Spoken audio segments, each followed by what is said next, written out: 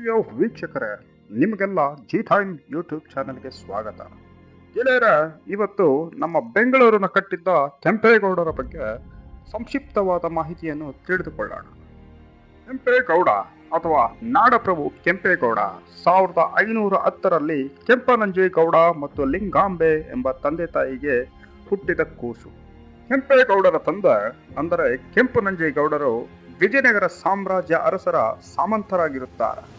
ಅಂತ ತಂದೆಗೆ ಹುಟ್ಟಿದ ಕೆಂಪೇಗೌಡರು ತಂದೆಯ ವಿಶೇಷ ಗುಣ ಅಂದರೆ ನಾಯಕತ್ವದ ಗುಣವನ್ನು ತನ್ನ ಚಿಕ್ಕ ವಯಸ್ಸಿನಿಂದಲೇ ಬೆಳೆಸಿಕೊಂಡು ಬಂದಿದ್ದರು.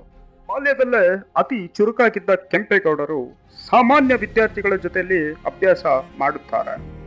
ಜೊತೆಗೆ ಕತ್ತಿ ವರಸೆ, ಮಲ್ಲಯುದ್ಧ ಇನ್ನಿತರ ವಿದ್ಯೆಗಳ ಕರಗತ ಮಾಡಿಕೊಂಡಿರುತ್ತಾರೆ.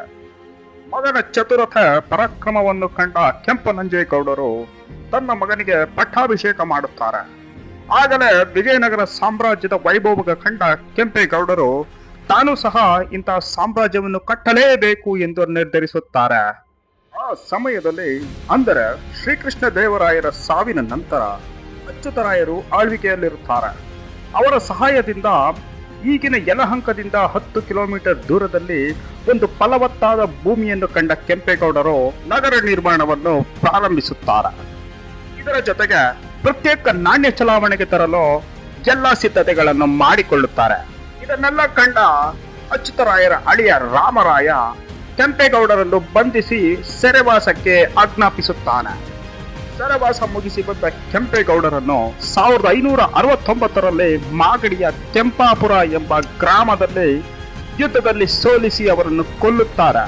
ಕೆಂಪೇಗೌಡರ ಕನಸಿನ ಕೂಸಾದ ಬೆಂಗಳೂರು ಇವತ್ತು ಎಷ್ಟೋ ಜನರಿಗೆ ಜೀವ ಕೊಟ್ಟಿದೆ. ದೇಶದ ನಾನಾ ಕಡೆಯಿಂದ ಬಂದ ಜನರಿಗೆ ಬದುಕುವುದಕ್ಕೆ ಒಂದು ಅವಕಾಶ ಕೊಟ್ಟಿದೆ. ಆದ್ದರಿಂದ ಇಂತಹ ಒಬ್ಬ ಧೀಮಂತ ನಾಯಕನಿಗೆ ನನ್ನದೊಂದು ಪುಟ್ಟ ನಮನ.